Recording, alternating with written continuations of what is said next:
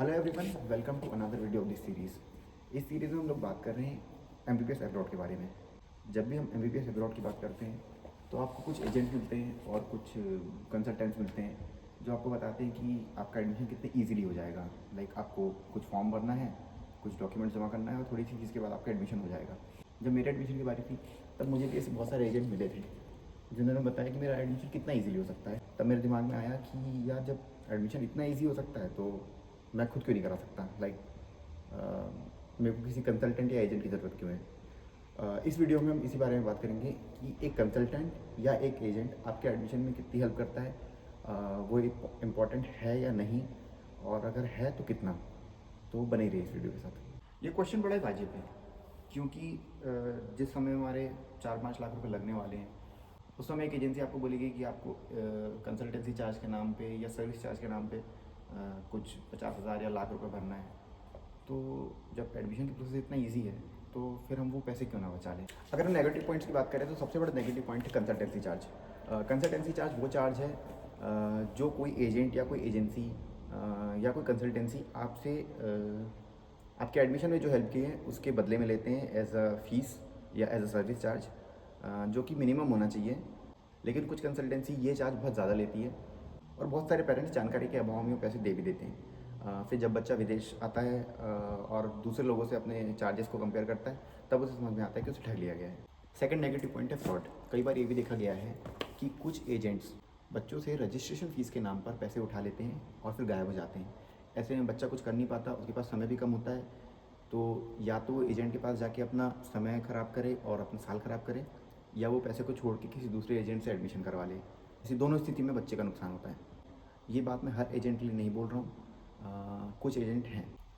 एक बड़ा interesting negative point है कि कई बार कुछ बच्चे जो फाइनेंशियली स्ट्रांग नहीं हैं उनको थोड़ा सा पैसे का लालच देके कि किसी फ़लानी यूनिवर्सिटी में फ़ीस स्ट्रक्चर कम है, ऐसे बोल के ऐसी यूनिवर्सिटी में एडमिशन करा देते हैं जो कि बाइलिंगुअल है। बाइलिंगुअल यूनिवर्सिटी से अपनी पढ़ाई करना एनएमसी के गाइडलाइंस को फॉलो नहीं करता, तो ऐसे बच्चों की डिग्री इंडिया में मान्य नहीं है। बाइलिंगुअल यूनिवर्सिटीज़ वो होती है जिसमें शुरू के 3 साल आपको इंग्लिश में पढ़ाया जाता है और आगे के फाइनल 3 साल आपको रशियन लैंग्वेज में पढ़ाया जाता है। ऐसे यूनिवर्सिटीज़ से जो बच्चे अपनी डिग्री करते हैं उनकी डिग्री इंडिया में एनएमसी गाइडलाइंस के अनुसार मान्य नहीं है। एक और बहुत बड़ा फ्रॉड है जो है लैंग्वेज कोर्स। कई बार ये देखा गया है कि कुछ बच्चों को एजेंसी द्वारा सीट फुल होने के बाद भी एडमिशन या रजिस्ट्रेशन करवाने के बाद इंडिया से रशिया बुलाने के बाद उनको ये बोला जाता है कि आपका एडमिशन नहीं हो पाया, आप लैंग्वेज कोर्स में एडमिशन ले लो। तो ऐसे में बच्चे का 1 साल ख़राब होता है और उसका 1 साल का पैसा भी ख़राब होता है। इस चीज़ से बचने के लिए बच्चा ध्यान रखे कि अपना admission as soon as possible करवा लें, ताकि उसको बाद में ये ना सुनना पड़े कि आप एडमिशन के लिए लेट हैं। लैंग्वेज कोर्स वो कोर्स होता है जो प्री मेडिकल कोर्स होता है। यहाँ आने के बाद बच्चा 1 साल लैंग्वेज में पढ़ता है जो कि रशियन सीखता है और उसके बाद डायरेक्टली उसका एडमिशन एमबीबीएस के फर्स्ट ईयर में हो जाता है। ऑन द अदर हैंड, अगर हम बात करें पॉजिटिव पॉइंट्स के बारे में, तो है सबसे इम्पॉर्टेंट कि they will provide the best option for you according to your budget and your preference. क्योंकि उनके पास बहुत सारे ऑप्शंस होते हैं, तो आपके बजट के हिसाब से और आपके प्रेफरेंस के हिसाब से वो आपको एक बहुत अच्छा ऑप्शन प्रोवाइड करा सकते हैं जिसमें आप एडमिशन लेके अपनी पढ़ाई पूरी कर सकते हैं। Second point is they will take care of all the documents which you will require during admission. पहले तो आपको ये बताएंगे कि आपको कौन से डॉक्यूमेंट्स लगेंगे। अगर बाई चांस आपके पास कोई डॉक्यूमेंट नहीं है तो आपकी हेल्प करेंगे कि जल्दी से जल्दी उसे बनाएं, स्पेशली वीज़ा और पासपोर्ट के बारे में। बहुत सारी कंसल्टेंसीज़ का बैंक्स के साथ भी टाई अप होता है कुछ यूनिवर्सिटीज़ के लिए, तो ऐसे में कंसल्टेंसी आपकी बैंकिंग में भी बहुत हेल्प करती है ड्यूरिंग लोन प्रोसेस। बहुत सारी कंसल्टेंसीज कुछ बच्चों को स्कॉलरशिप भी देती है। कुछ केसेस में बहुत बच्चों के लिए ये भी पॉजिटिव पॉइंट है। मेरी जानकारी में कई बार ऐसा हुआ है, अगर कोई बच्चा कॉलेज में टाइम पर अपनी फ़ीस नहीं भर पाया तो एजेंसी ने उसकी हेल्प की है फ़ीस भरने में। ऐसी स्थिति में फ़ीस मैनेजमेंट में एजेंसी कभी कभी काम आ जाती है।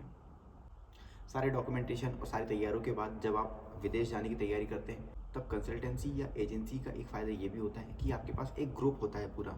जब आप जाते हैं 20-25 लोगों का ग्रुप होता है, आप सेफ़ महसूस करते हैं और आप सेफली अपनी डेस्टिनेशन पे पहुंच भी जाते हैं।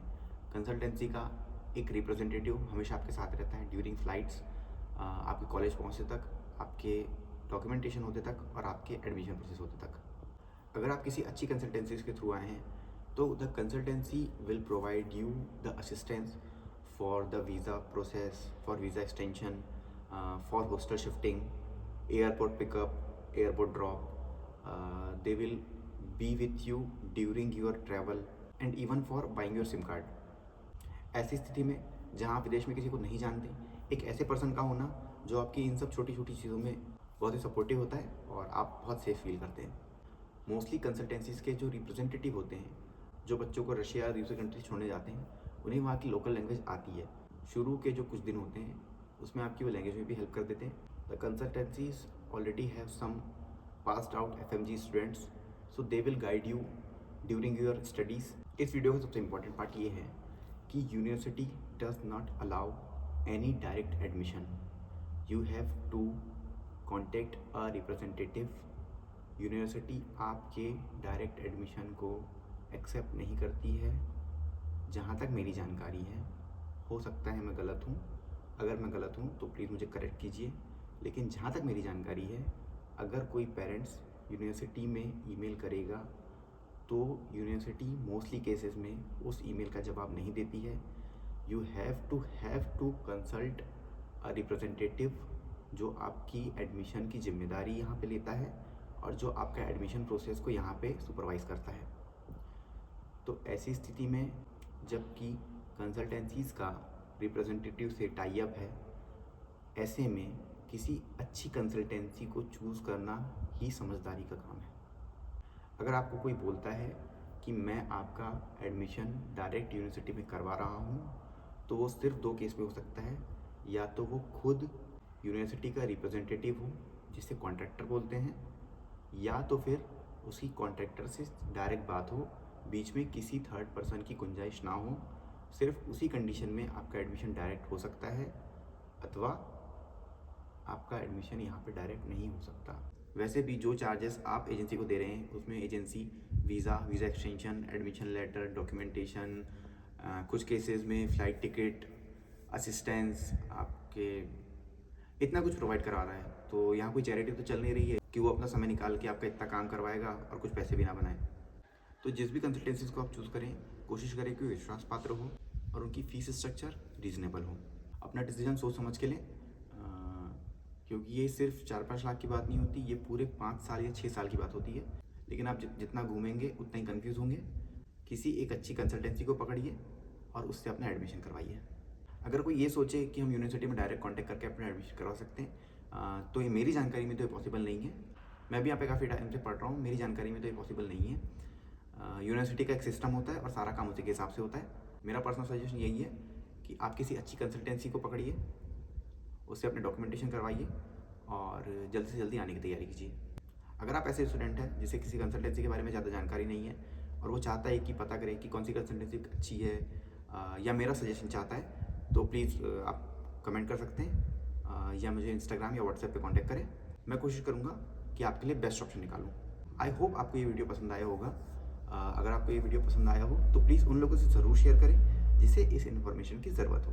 Thank you.